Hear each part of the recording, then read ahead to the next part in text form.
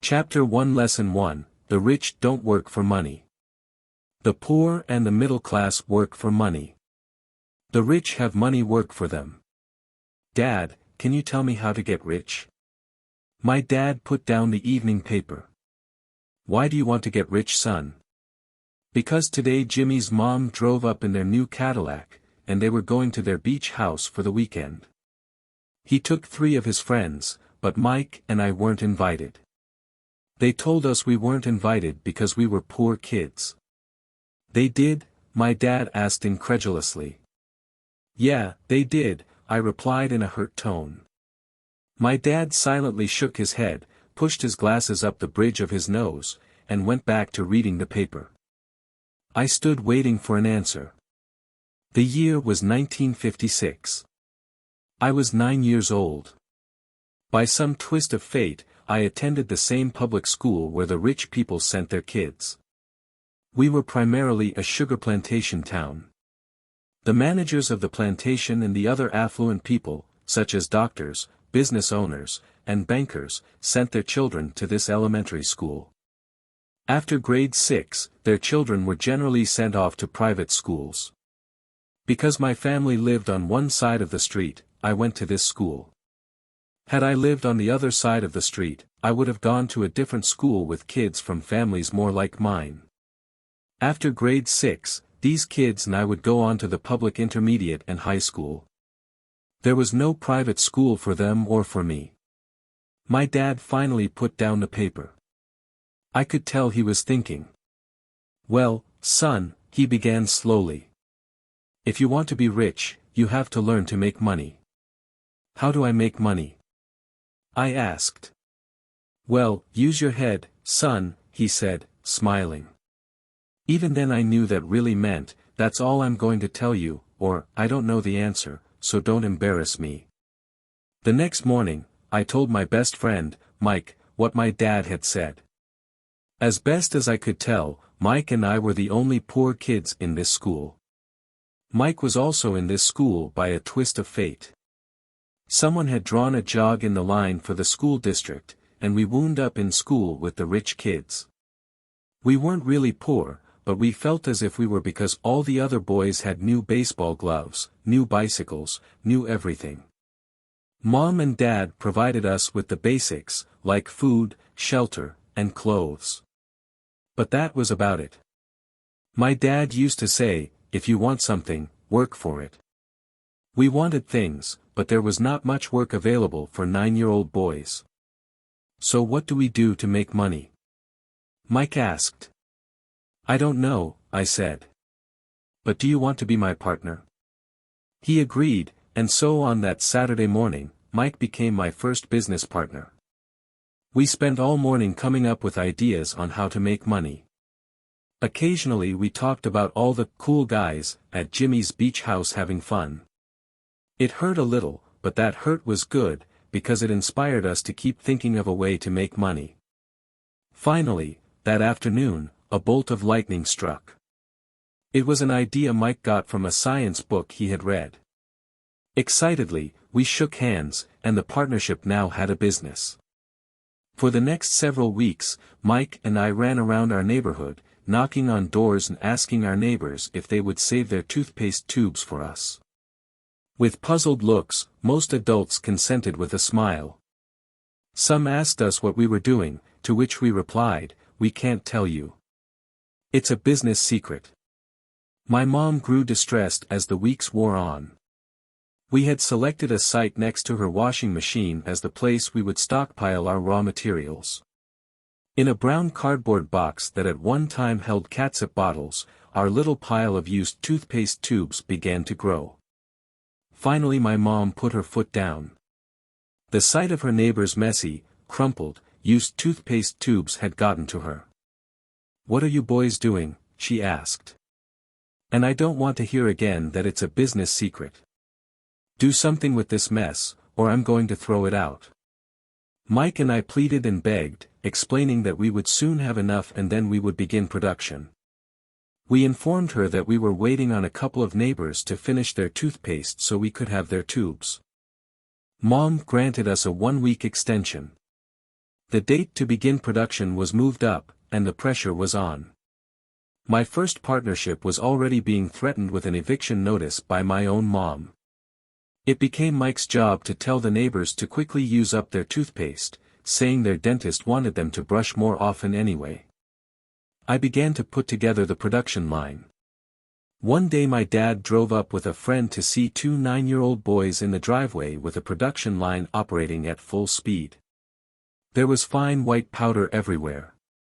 On a long table were small milk cartons from school, and our family's hibachi grill was glowing with red-hot coals at maximum heat. Dad walked up cautiously, having to park the car at the base of the driveway since the production line blocked the carport. As he and his friend got closer, they saw a steel pot sitting on top of the coals in which the toothpaste tubes were being melted down. In those days, toothpaste did not come in plastic tubes. The tubes were made of lead. So once the paint was burned off, the tubes were dropped in the small steel pot. They melted until they became liquid, and with my chapter mom's pot holders, we poured the lead through a small hole in the top of the milk cartons. The milk cartons were filled with plaster of Paris. White powder was everywhere. In my haste, I had knocked the bag over, and the entire area looked like it had been hit by a snowstorm. The milk cartons were the outer containers for plaster of Paris molds. My dad and his friend watched as we carefully poured the molten lead through a small hole in the top of the plaster of Paris cube. "Careful," my dad said. I nodded without looking up. Finally, once the pouring was through, I put the steel pot down and smiled at my dad. "What are you boys doing?" he asked with a cautious smile. "We're doing what you told me to do." "We're going to be rich," I said. "Yup," said Mike, grinning and nodding his head. "We're partners." "And what is in those plaster molds?" my dad asked. "Watch," I said. "This should be a good batch." With a small hammer, I tapped at the seal that divided the cube in half. Cautiously, I pulled up the top half of the plaster mold and a lead nickel fell out. "Oh, no," my dad exclaimed. "You're casting nickels out of lead." "That's right," Mike said. "We're doing as you told us to do. We're making money." My dad's friend turned and burst into laughter. My dad smiled and shook his head. Along with a fire and a box of spent toothpaste tubes, in front of him were two little boys covered with white dust smiling from ear to ear.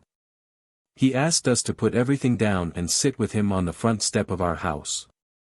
With a smile, he gently explained what the word counterfeiting meant. Our dreams were dashed.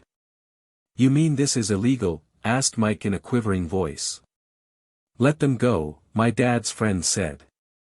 "They might be developing a natural talent." My dad glared at him. "Yes, it is illegal," my dad said gently.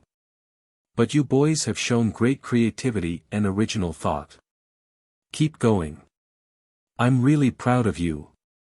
Disappointed, Mike and I sat in silence for about 20 minutes before we began cleaning up our mess. The business was over on opening day. Sweeping the powder up, I looked at Mike and said, "I guess Jimmy and his friends are right. We are poor."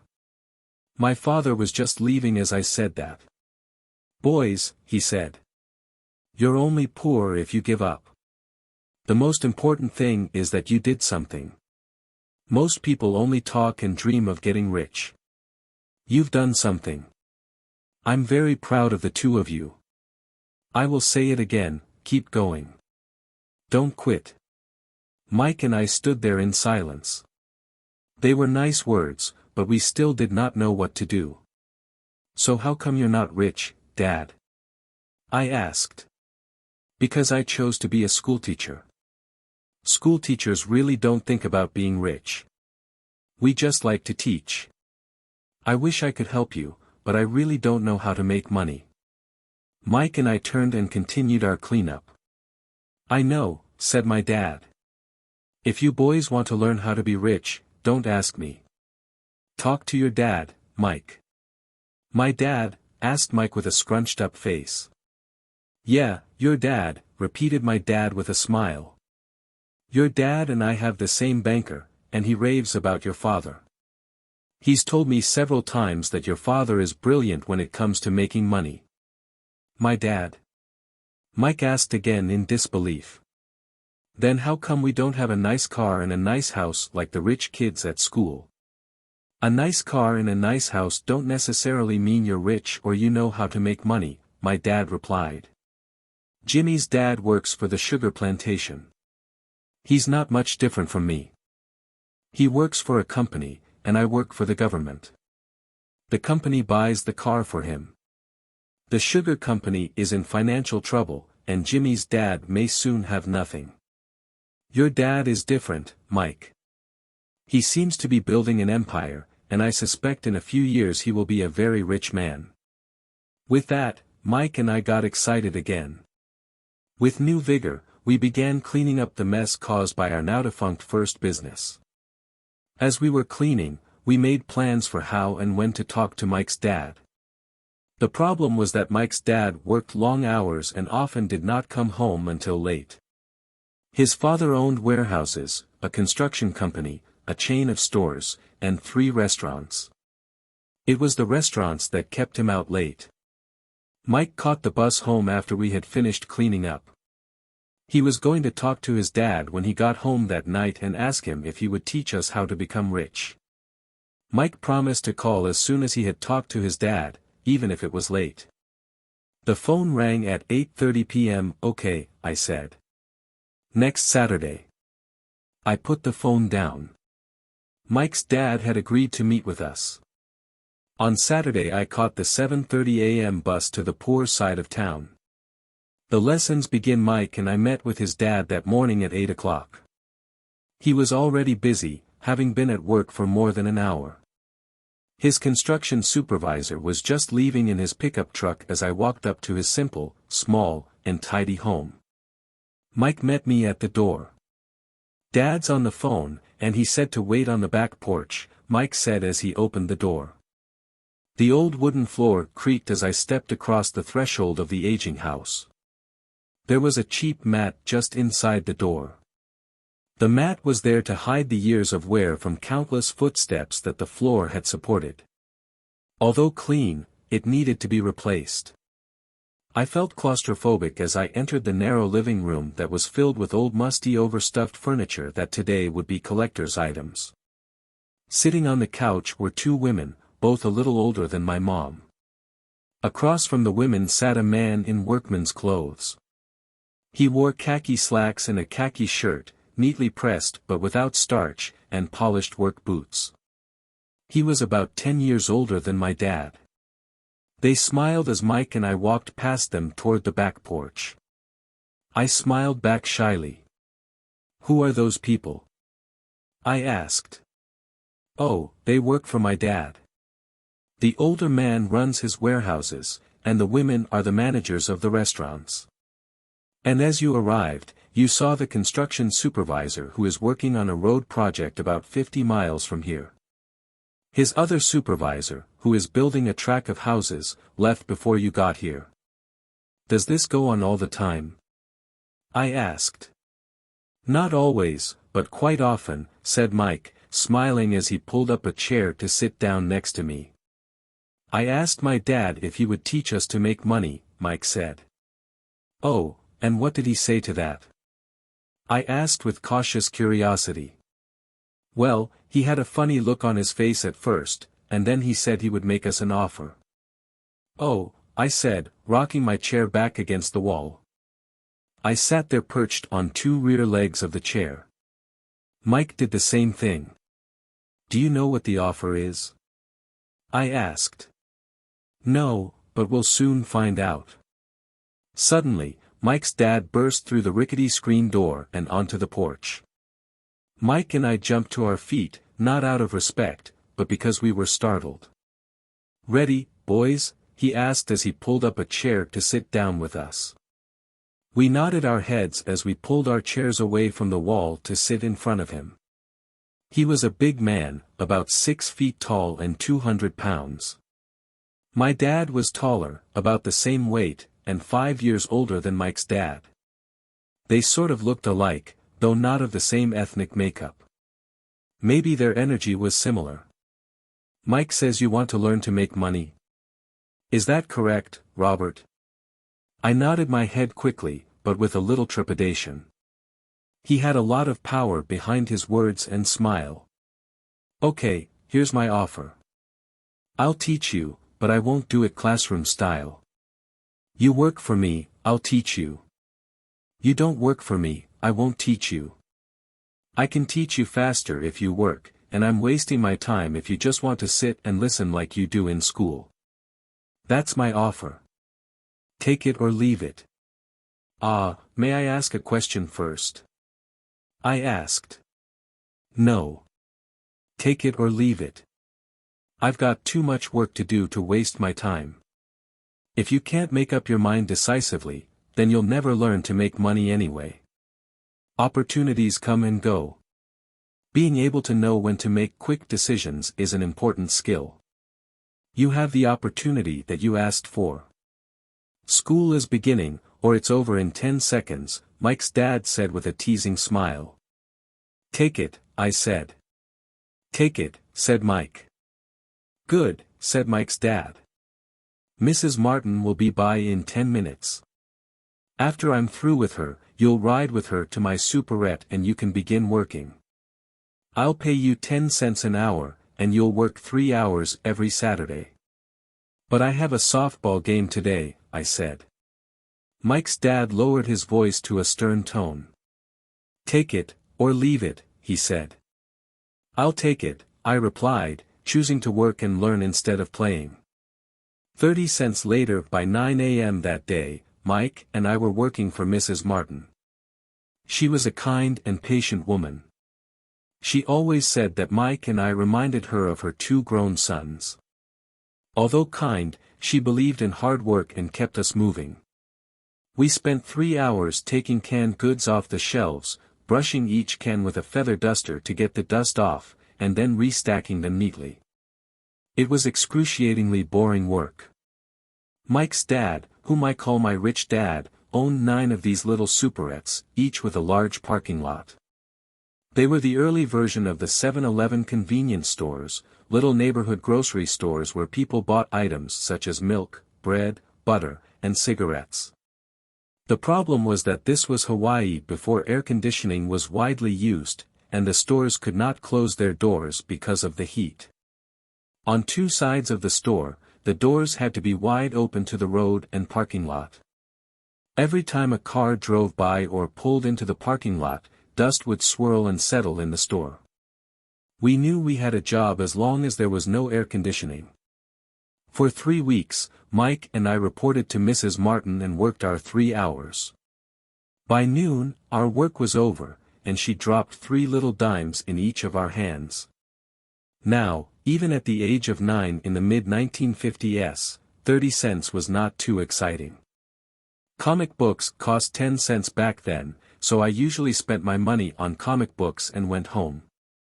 By Wednesday of the 4th week, I was ready to quit. I had agreed to work only because I wanted to learn to make money from Mike's dad, and now I was a slave for 10 cents an hour. On top of that, I had not seen Mike's dad since that first Saturday. I'm quitting, I told Mike at lunchtime. School was boring, and now I did not even have my Saturdays to look forward to. But it was the 30 cents that really got to me. This time Mike smiled. What are you laughing at? I asked with anger and frustration. Dad said this would happen. He said to meet with him when you were ready to quit. What? I said indignantly. He's been waiting for me to get fed up. Sort of, Mike said. Dad's kind of different. He doesn't teach like your dad. Your mom and dad lecture a lot. My dad is quiet and a man of few words. You just wait till this Saturday. I'll tell him you're ready. You mean I've been set up? No, not really, but maybe. Dad will explain on Saturday. Waiting in line on Saturday, I was ready to face Mike's dad. Even my real dad was angry with him. My real dad, the one I call the poor one, thought that my rich dad was violating child labor laws and should be investigated. My educated, poor dad told me to demand what I deserve, at least 25 cents an hour. My poor dad told me that if I did not get a raise, I was to quit immediately. "You don't need that damn job anyway," said my poor dad with indignation. At 8 o'clock Saturday morning, I walked through the door of Mike's house when Mike's dad opened it. "Take a seat and wait in line," he said as I entered. He turned and disappeared into his little office next to a bedroom. I looked around the room and didn't see Mike anywhere. Feeling awkward, I cautiously sat down next to the same two women who were there 4 weeks earlier. They smiled and slid down the couch to make room for me. 45 minutes went by, and I was steaming. The two women had met with him and left 30 minutes earlier. An older gentleman was in there for 20 minutes and was also gone. The house was empty, and here I sat in a musty, dark living room on a beautiful sunny Hawaiian day, waiting to talk to a cheapskate who exploited children. I could hear him rustling around the office, talking on the phone, and ignoring me. I was ready to walk out, but for some reason I stayed. Finally, 15 minutes later, at exactly 9 o'clock, Rich Dad walked out of his office, said nothing, and signaled with his hand for me to enter. "I understand you want a raise, or you're going to quit," Rich Dad said as he swiveled in his office chair. "Well, you're not keeping your end of the bargain," I blurted out, nearly in tears. It was really frightening for me to confront a grown-up. "You said that you would teach me if I worked for you." "Well, I've worked for you. I've worked hard. I've given up my baseball games to work for you, but you haven't kept your word, and you haven't taught me anything. You are a crook like everyone in town thinks you are. You're greedy. You want all the money and don't take care of your employees. You made me wait and don't show me any respect. I'm only a little boy, but I deserve to be treated better." Rich Dad rocked back in his swivel chair, hands up to his chin, and stared at me. "Not bad," he said. "In less than a month, you sound like most of my employees." "What?" I asked. Not understanding what he was saying, I continued with my grievance. "I thought you were going to keep your end of the bargain and teach me. Instead you want to torture me? That's cruel. That's really cruel." "I am teaching you," Rich Dad said quietly. "What have you taught me?" "Nothing," I said angrily. "You haven't even talked to me once since I agreed to work for peanuts. 10 cents an hour. Ha! I should notify the government about you. We have child labor laws, you know. My dad works for the government, you know." "Wow," said Rich Dad. "Now you sound just like most of the people who used to work for me, people I've either fired or who have quit. So what do you have to say?" I demanded, feeling pretty brave for a little kid. "You lied to me. I've worked for you, and you have not kept your word. You haven't taught me anything." "How do you know that I've not taught you anything?" asked Rich Dad calmly. "Well, you've never talked to me. I've worked for 3 weeks and you have not taught me anything," I said with a pout. "Does teaching mean talking or a lecture?" Rich Dad asked. "Well, yes," I replied. "That's how they teach you in school," he said, smiling. "But that is not how life teaches you, and I would say that life is the best teacher of all. Most of the time, life does not talk to you. It just sort of pushes you around. Each push is life saying, 'Wake up. There's something I want you to learn.' What is this man talking about?" I asked myself silently. Life pushing me around was life talking to me. Now I knew I had to quit my job. I was talking to someone who needed to be locked up. If you learn life's lessons, you will do well. If not, life will just continue to push you around. People do two things. Some just let life push them around. Others get angry and push back. But they push back against their boss, or their job, or their husband or wife. They do not know it's life that's pushing. I had no idea what he was talking about. Life pushes all of us around.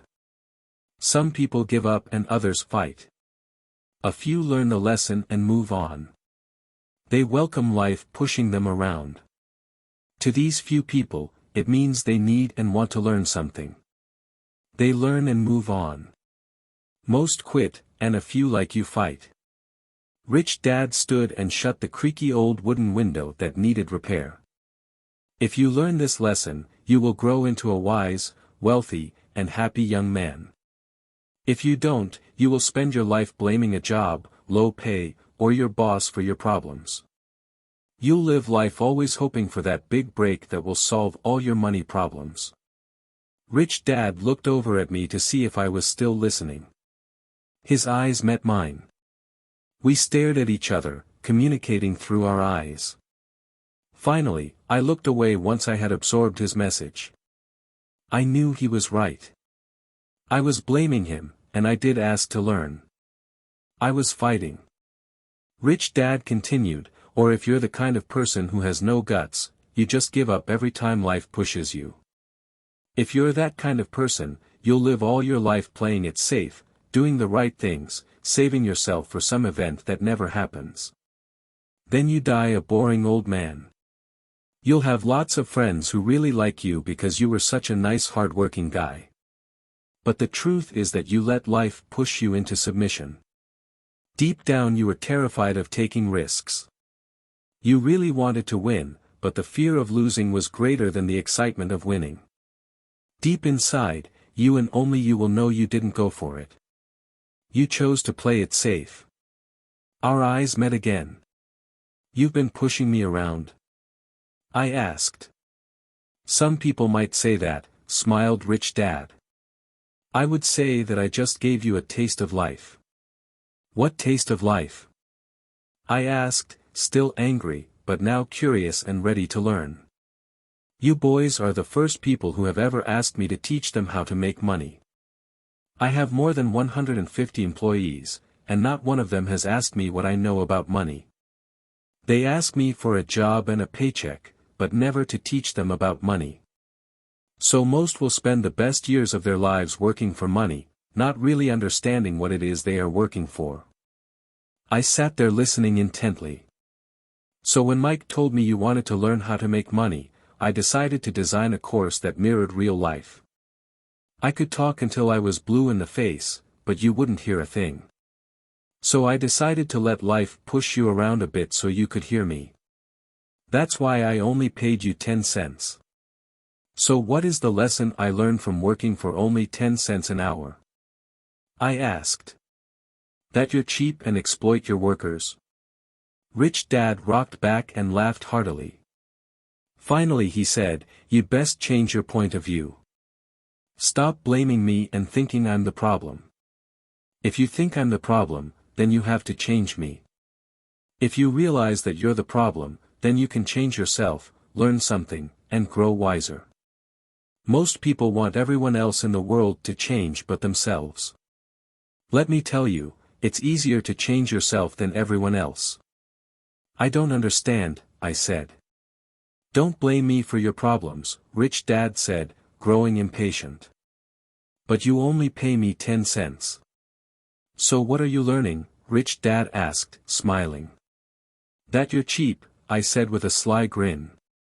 See, you think I'm the problem, said Rich Dad. But you are. Well, keep that attitude and you'll learn nothing. Keep the attitude that I'm the problem and what choices do you have? Well, if you don't pay me more or show me more respect and teach me, I'll quit. Well put, Rich Dad said. And that's exactly what most people do. They quit and go looking for another job, a better opportunity, and higher pay, actually thinking that this will solve the problem. In most cases, it won't. So what should I do? I asked. Just take this measly 10 cents an hour and smile. Rich Dad smiled. That's what the other people do. But that's all they do, waiting for a raise thinking that more money will solve their problems. Most just accept it, and some take a second job working harder, but again accepting a small paycheck. I sat staring at the floor, beginning to understand the lesson Rich Dad was presenting. I could sense it was a taste of life.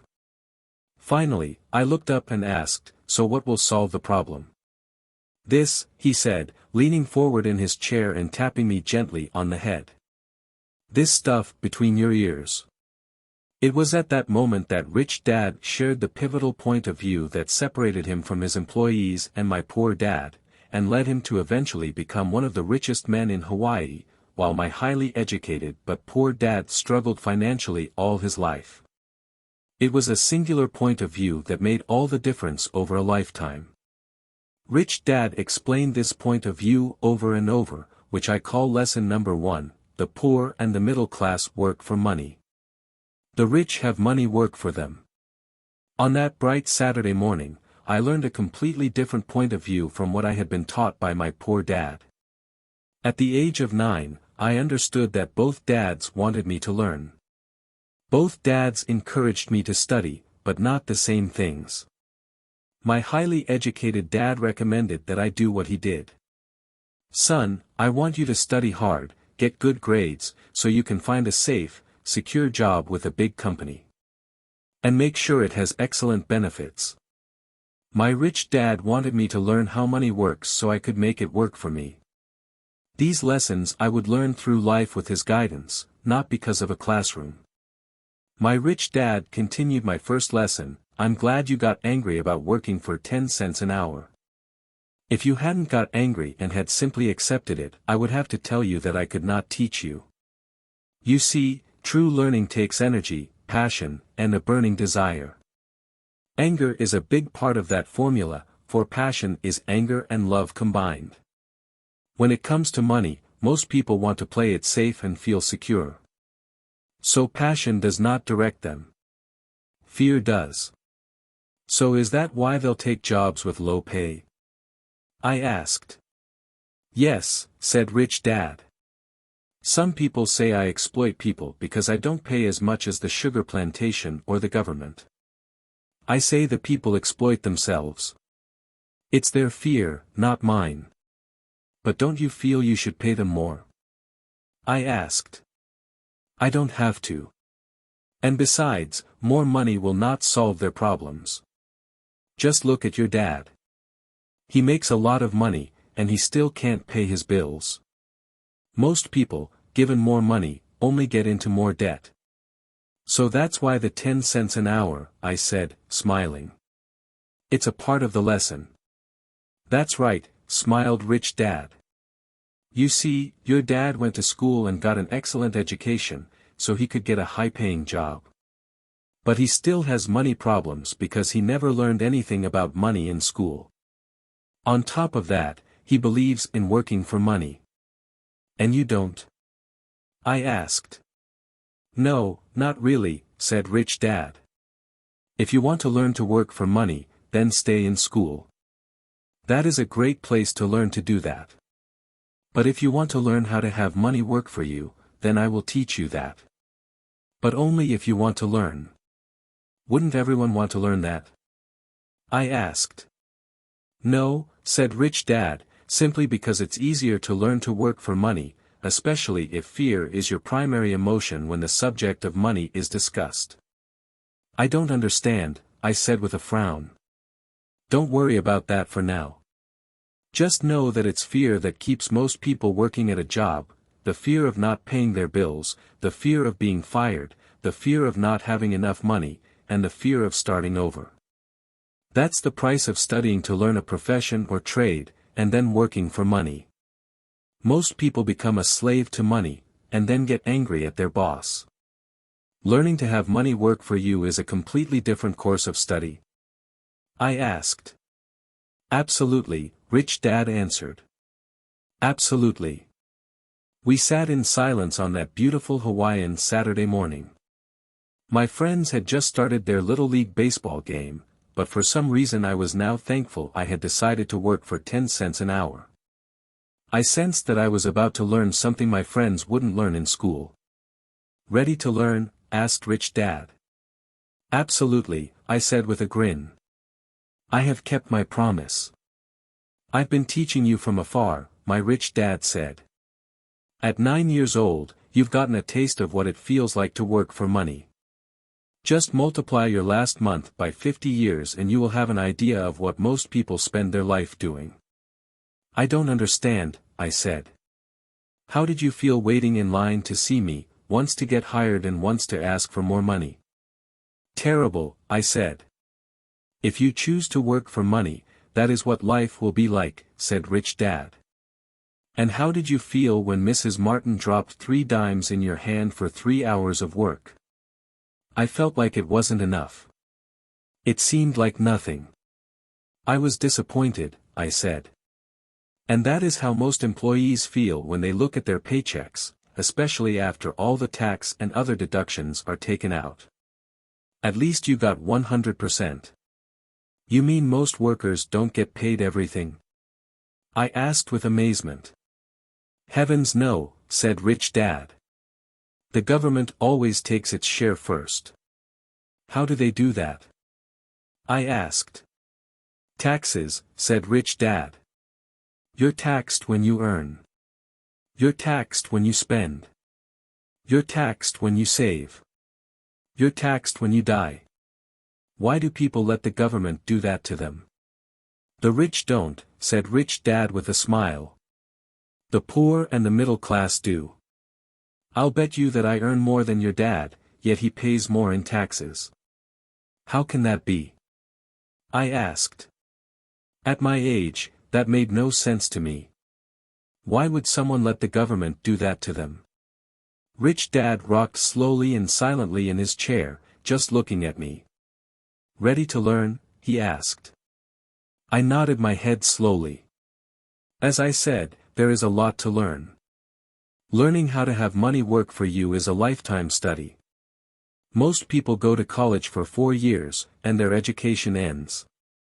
I already know that my study of money will continue over my lifetime, simply because the more I find out, the more I find out I need to know.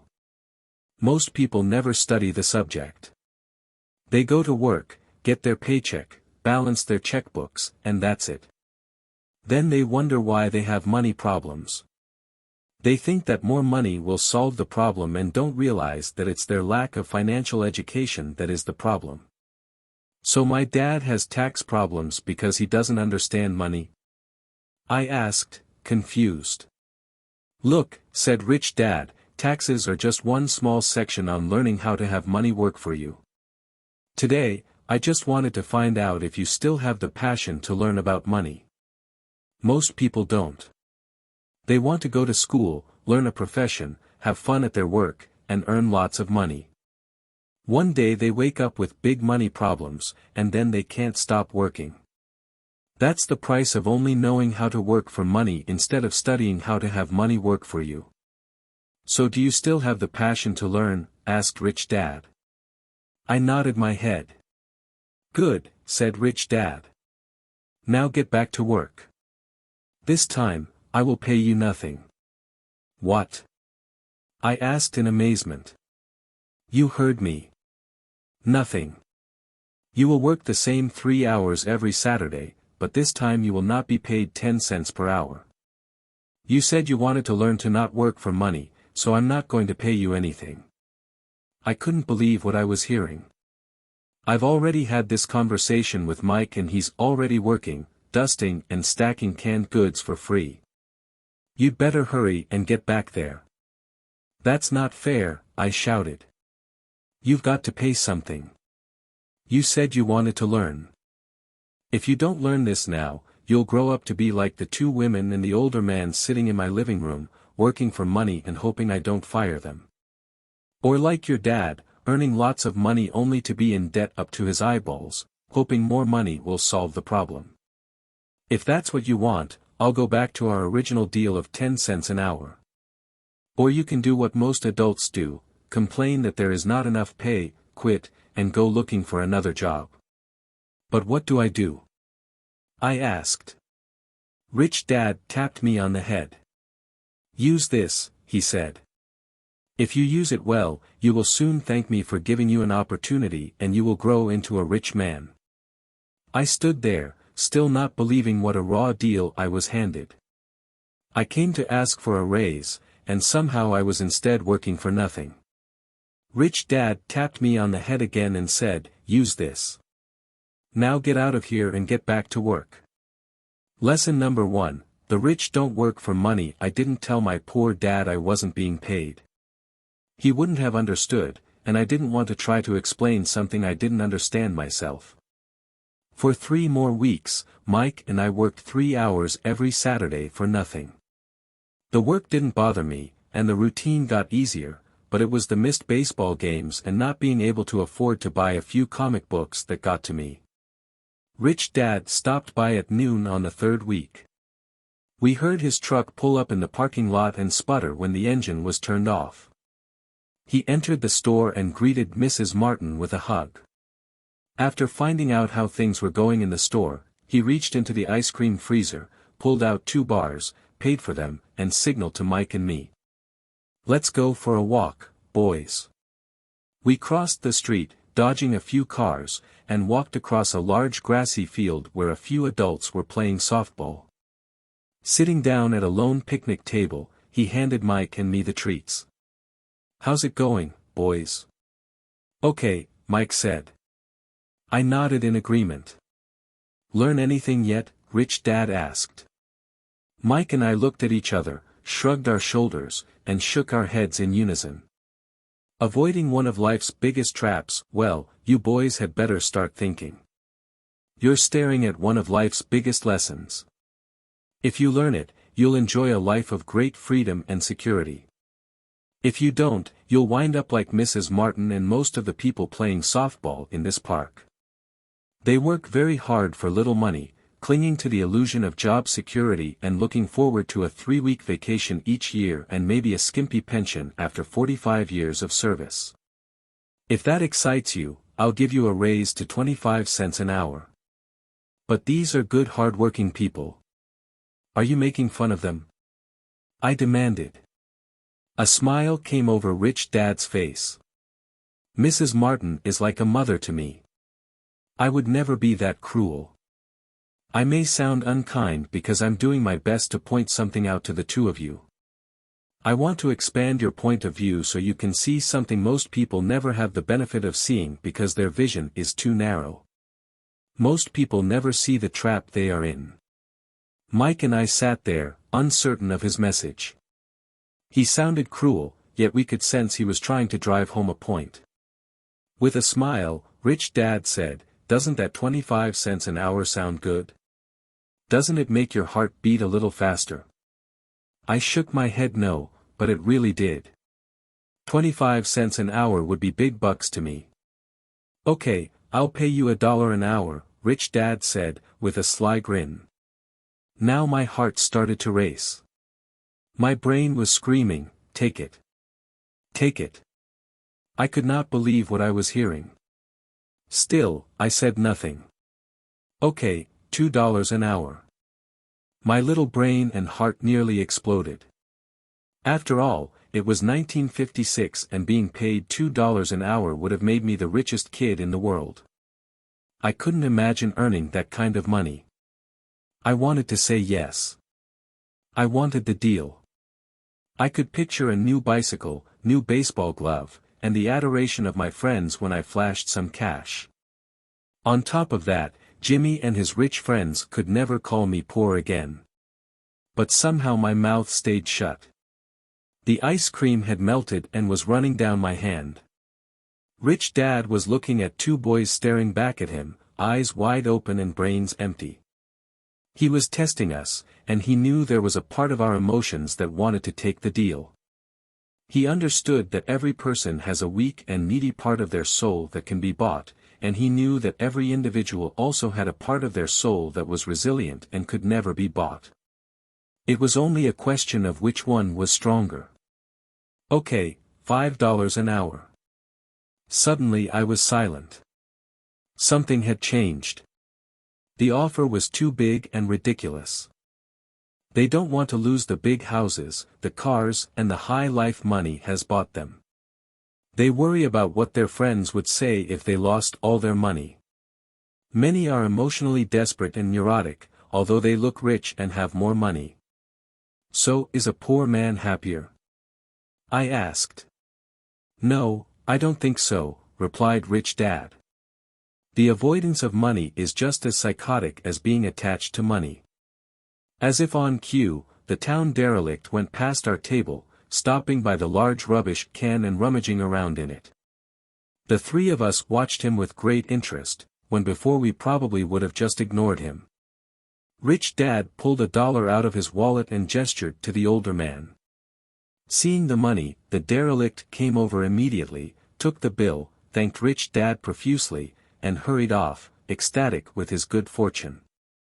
He's not much different from most of my employees, said Rich Dad. I've met so many people who say, oh, I'm not interested in money.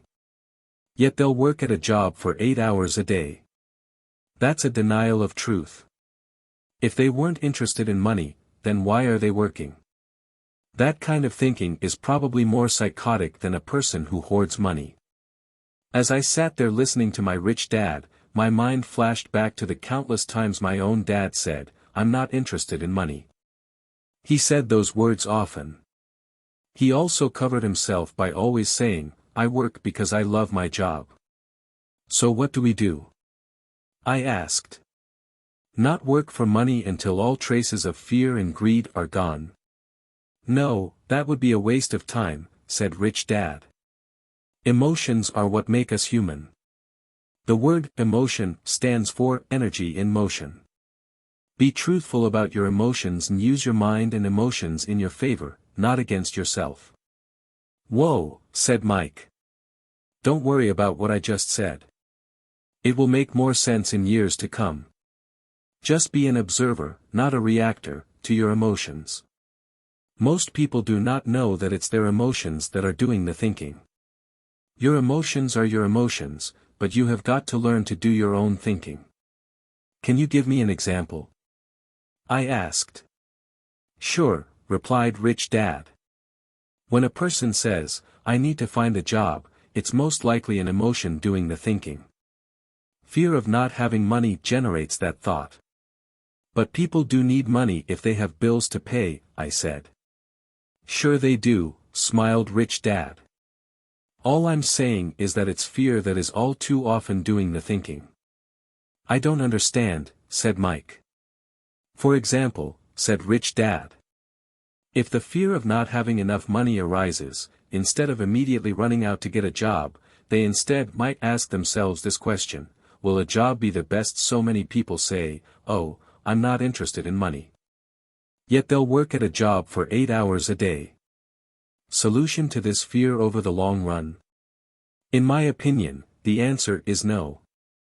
A job is really a short-term solution to a long-term problem. But my dad is always saying, stay in school and get good grades, so you can find a safe, secure job, I interjected, somewhat confused. Yes, I understand he says that, said Rich Dad, smiling. Most people recommend that, and it's a good path for most people. But people make that recommendation primarily out of fear. You mean my dad says that because he's afraid?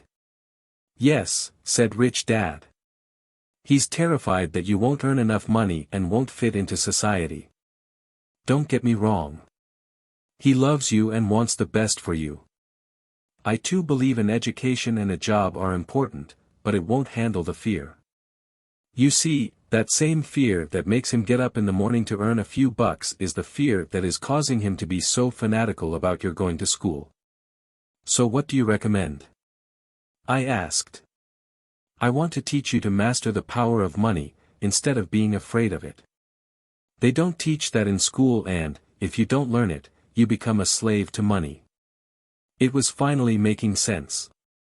He wanted us to widen our views and to see what the Mrs. Martins of this world couldn't see. He used examples that sounded cruel at the time, but I've never forgotten them. My vision widened that day, and I began to see the trap that lay ahead for most people. You see, we're all employees ultimately. We just work at different levels, said Rich Dad. I just want you boys to have a chance to avoid the trap caused by those two emotions, fear and desire. Use them in your favor, not against you. That's what I want to teach you. I'm not interested in just teaching you to make a pile of money. That won't handle the fear or desire. If you don't first handle fear and desire, and you get rich, you'll only be a highly paid slave. So how do we avoid the trap? I asked. The main cause of poverty or financial struggle is fear and ignorance, not the economy or the government or the rich. It's self-inflicted fear and ignorance that keep people trapped. So you boys go to school and get your college degrees, and I'll teach you how to stay out of the trap. The pieces of the puzzle were appearing. My highly educated dad had a great education and a great career, but school never told him how to handle money or his fear of it. It became clear that I could learn different and important things from two fathers.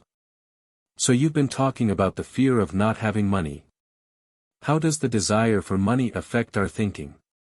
Mike asked. Not many grown-ups in 1956 made more than that, but quickly my temptation disappeared, and calm set in. Slowly, I turned to my left to look at Mike. He looked back at me. The part of my soul that was weak and needy was silenced. The part of me that had no price took over. I knew Mike had gotten to that point too. Good, Rich Dad said softly. Most people have a price. And they have a price because of human emotions named fear and greed. First, the fear of being without money motivates us to work hard, and then once we get that paycheck, greed or desire starts us thinking about all the wonderful things money can buy. The pattern is then set. What pattern? I asked. The pattern of get up, go to work, pay bills, get up, go to work, pay bills. People's lives are forever controlled by two emotions, fear and greed. Offer them more money and they continue the cycle by increasing their spending. This is what I call the rat race. There is another way? Mike asked. Yes, said Rich Dad slowly. But only a few people find it. And what is that way? Mike asked. That's what I hope you boys will learn as you work and study with me. That is why I took away all forms of pay. Any hints? Mike asked. We're kind of tired of working hard, especially for nothing.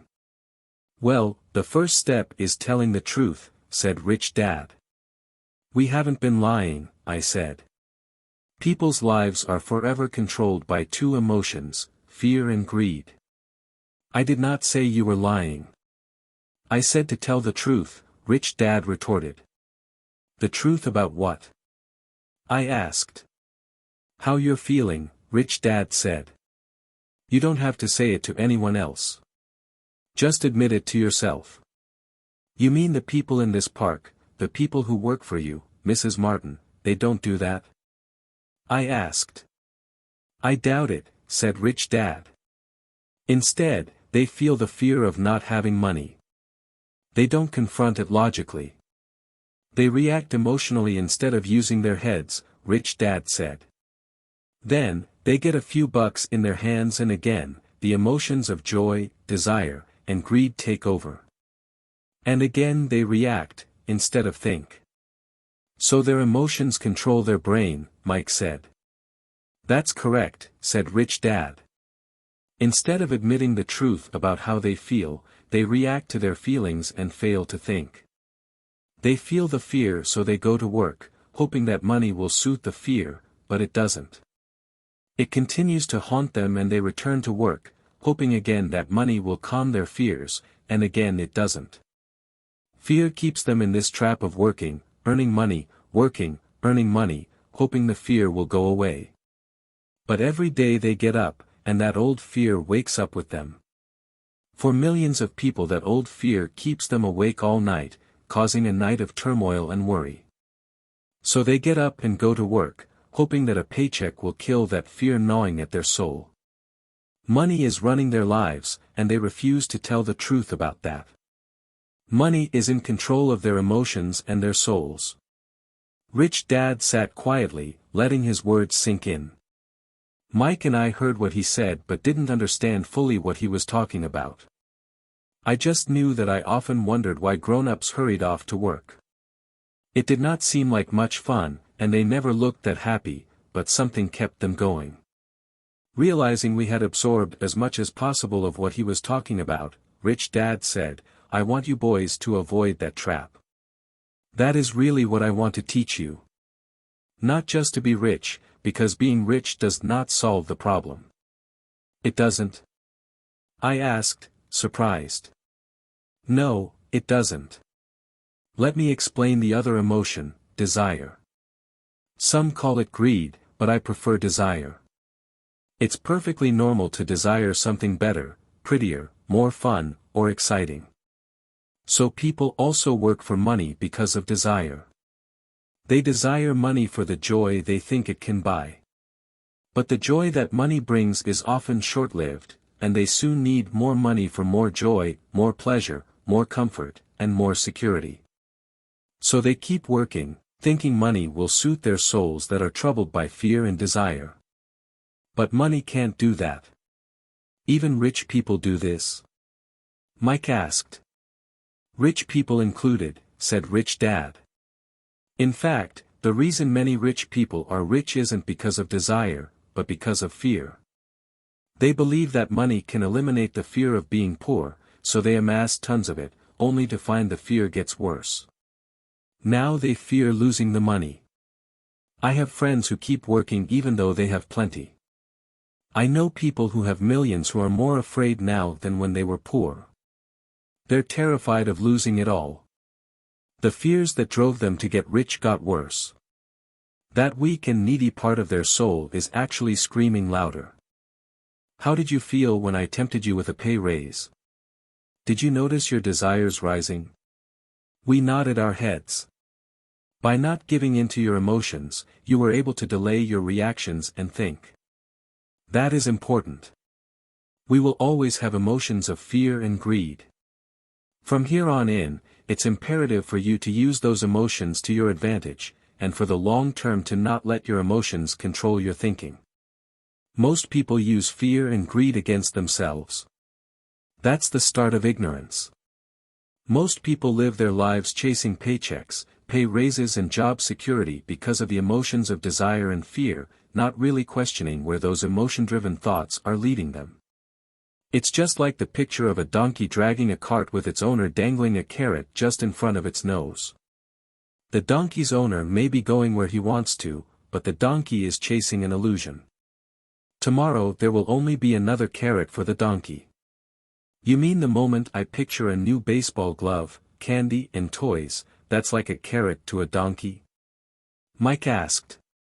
Yes, and as you get older, your toys get more expensive, a new car, a boat, and a big house to impress your friends, said Rich Dad with a smile. Fear pushes you out the door, and desire calls to you. That's the trap. So what's the answer? Mike asked. What intensifies fear and desire is ignorance.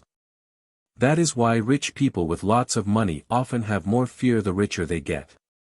Money is the carrot, the illusion. If the donkey could see the whole picture, it might rethink its choice to chase the carrot. Rich Dad went on to explain that a human's life is a struggle between ignorance and illumination. He explained that once a person stops searching for information and self-knowledge, ignorance sets in. That struggle is a moment-to-moment decision, to learn to open or close one's mind. Look, school is very important. You go to school to learn a skill or profession to become a contributing member of society. Every culture needs teachers, doctors, mechanics, artists, cooks, businesspeople, police officers, firefighters, and soldiers. Schools train them so society can thrive and flourish, said Rich Dad. Unfortunately, for many people school is the end, not the beginning. There was a long silence. Rich Dad was smiling. I didn't comprehend everything he said that day. But as with most great teachers, his words continued to teach for years. "I've been a little cruel today," said Rich Dad. "But I want you to always remember this talk. I want you to always think of Mrs. Martin. And I want you always to remember that donkey. Never forget that fear and desire can lead you into life's biggest trap if you're not aware of them controlling your thinking. To spend your life living in fear, never exploring your dreams, is cruel. To work hard for money, thinking that it will buy you things that will make you happy, is also cruel. To wake up in the middle of the night terrified about paying bills is a horrible way to live. To live a life dictated by the size of a paycheck is not really living a life. Thinking that a job makes you secure is lying to yourself. That's cruel, and that's the trap I want you to avoid. I've seen how money runs people's lives. Don't let that happen to you. Please don't let money run your life." A softball rolled under our table. Rich Dad picked it up and threw it back. "So what does ignorance have to do with greed and fear?" I asked. "Because it is ignorance about money that causes so much greed and fear," said Rich Dad. "Let me give you some examples. A doctor, wanting more money to better provide for his family, raises his fees. By raising his fees, it makes healthcare more expensive for everyone. It hurts the poor people the most, so they have worse health than those with money. Because the doctors raise their fees, the attorneys raise their fees. Because the attorneys' fees have gone up, school teachers want a raise, which raises our taxes, and on and on and on. Soon there will be such a horrifying gap between the rich and the poor that chaos will break out and another great civilization will collapse. History proves that great civilizations collapse when the gap between the haves and have-nots is too great. Sadly, America is on that same course because we haven't learned from history. We only memorize historical dates and names, not the lesson. Aren't prices supposed to go up?" I asked. "In an educated society with a well-run government, prices should actually come down. Of course, that is often only true in theory. Prices go up because of greed and fear caused by ignorance. If schools taught people about money, there would be more money and lower prices. But schools focus only on teaching people to work for money, not how to harness money's power." "But don't we have business schools?" Mike asked. "And haven't you encouraged me to go for my MBA?" "Yes," said Rich Dad. "But all too often business schools train employees to become sophisticated bean counters. Heaven forbid a bean counter takes over a business. All they do is look at the numbers, fire people, and kill the business. I know this because I hire bean counters. All they think about is cutting costs and raising prices, which cause more problems. Bean counting is important. I wish more people knew it, but it, too, is not the whole picture," added Rich Dad angrily. "So is there an answer?" asked Mike. "Yes," said Rich Dad. "Learn to use your emotions to think, not think with your emotions. When you boys mastered your emotions by agreeing to work for free, I knew there was hope. When you again resisted your emotions when I tempted you with more money, you were again learning to think in spite of being emotionally charged. That's the first step." "Why is that step so important?" I asked. "Well, that's up to you to find out. If you want to learn, I'll take you boys into the briar patch, a place almost everyone else avoids. If you go with me, you'll let go of the idea of working for money and instead learn to have money work for you." "And what will we get if we go with you? What if we agree to learn from you? What will we get?" I asked. "The same thing Brer Rabbit got," said Rich Dad, referring to the classic children's story. "Is there a briar patch?" I asked. "Yes," said Rich Dad. "The briar patch is our fear and greed. Confronting fear, weaknesses, and neediness by choosing our own thoughts is the way out." "Choosing our thoughts?" Mike asked, puzzled. "Yes. choosing what we think rather than reacting to our emotions. Instead of just getting up and going to work because not having the money to pay your bills is scaring you, ask yourself, is working harder at this the best solution to this problem? Most people are too afraid to rationally think things through and instead run out the door to a job they hate. The tar baby is in control. That's what I mean by choosing your thoughts. And how do we do that? Mike asked. That's what I will teach you. I'll teach you to have a choice of thoughts rather than a knee-jerk reaction, like gulping down your morning coffee and running out the door. Remember what I said before, a job is only a short-term solution to a long-term problem. Most people have only one problem in mind, and it's short-term. It's the bills at the end of the month, the tar baby. Money controls their lives, or should I say the fear and ignorance about money controls it. So they do as their parents did.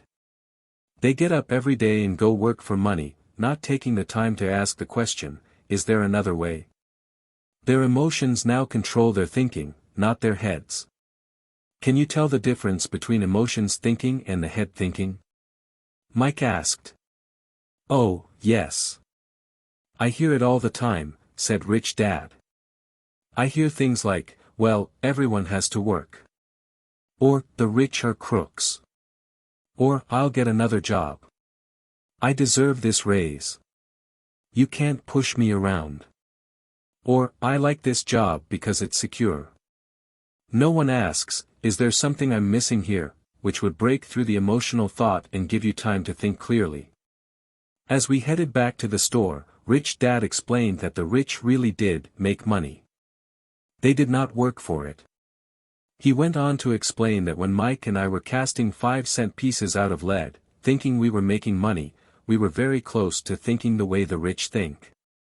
The problem was that creating money is legal for the government and banks to do, but illegal for us to do. There are legal ways to create money from nothing, he told us. Rich Dad went on to explain that the rich know that money is an illusion, truly like the carrot for the donkey. It's only out of fear and greed that the illusion of money is held together by billions of people who believe that money is real. It's not. Money is really made up. It is only because of the illusion of confidence and the ignorance of the masses that this house of cards stands. He talked about the gold standard that America was on, and that each dollar bill was actually a silver certificate. What concerned him was the rumor that we would someday go off the gold standard and our dollars would no longer be backed by something tangible. If that happens, boys, all hell will break loose. The poor, the middle class, and the ignorant will have their lives ruined simply because they will continue to believe that money is real and that the company they work for, or the government, will look after them. We really did not understand what he was saying that day, but over the years, it made more and more sense. Seeing what others miss as he climbed into his pickup truck outside his convenience store, Rich Dad said, "Keep working, boys, but the sooner you forget about needing a paycheck, the easier your adult life will be. Keep using your brain, work for free, and soon your mind will show you ways of making money far beyond what I could ever pay you. You will see things that other people never see. Most people never see these opportunities because they're looking for money and security, so that's all they get. The moment you see one opportunity, you'll see them for the rest of your life. The moment you do that, I'll teach you something else. Learn this, and you'll avoid one of life's biggest traps." Mike and I picked up our things from the store and waved goodbye to Mrs. Martin. We went back to the park, to the same picnic bench, and spent several more hours thinking and talking. We spent the next week at school thinking and talking, too. For 2 more weeks, we kept thinking, talking, and working for free. At the end of the second Saturday, I was again saying goodbye to Mrs. Martin and looking at the comic book stand with a longing gaze. The hard thing about not even getting 30 cents every Saturday was that I didn't have any money to buy comic books. Suddenly, as Mrs. Martin said goodbye to Mike and me, I saw her do something I'd never seen her do before. Mrs. Martin was cutting the front page of the comic book in half. She kept the top half of the comic book cover and threw the rest of the book into a large cardboard box. When I asked her what she did with the comic books, she said, "I throw them away. I give the top half of the cover back to the comic book distributor for credit when he brings in the new comics. He's coming in an hour." Mike and I waited for an hour. Soon the distributor arrived, and I asked him if we could have the comic books. To my delight, he said, "You can have them if you work for this store and do not resell them. Remember our old business partnership?" Well, Mike and I revived it. Using a spare room in Mike's basement, we began piling hundreds of comic books in that room. Soon our comic book library was open to the public. We hired Mike's younger sister, who loved to study, to be head librarian. She charged each child 10 cents admission to the library, which was open from 2:30 p.m. to 4:30 p.m. every day after school. The customers, the children of the neighborhood, could read as many comics as they wanted in 2 hours. It was a bargain for them since a comic cost 10 cents each, and they could read 5 or 6 in 2 hours. Mike's sister would check the kids as they left to make sure they weren't borrowing any comic books. She also kept the books, logging in how many kids showed up each day, who they were, and any comments they might have. Mike and I averaged $9.50 per week over a 3-month period. We paid his sister $1 a week and allowed her to read the comics for free, which she rarely did since she was always studying. Mike and I kept our agreement by working in the store every Saturday and collecting all the comic books from the different stores. We kept our agreement to the distributor by not selling any comic books. We burned them once they got too tattered. We tried opening a branch office, but we could never quite find someone as trustworthy and dedicated as Mike's sister. At an early age, we found out how hard it was to find good staff. 3 months after the library first opened, a fight broke out in the room. Some bullies from another neighborhood pushed their way in, and Mike's dad suggested we shut down the business. So our comic book business shut down, and we stopped working on Saturdays at the convenience store. But Rich Dad was excited because he had new things he wanted to teach us. He was happy because we had learned our first lesson so well. We learned to make money work for us. By not getting paid for our work at the store, we were forced to use our imaginations to identify an opportunity to make money. By starting our own business, the comic book library, we were in control of our own finances, not dependent on an employer. The best part was that our business generated money for us, even when we weren't physically there. Our money worked for us. Instead of paying us money, Rich Dad had given us so much more.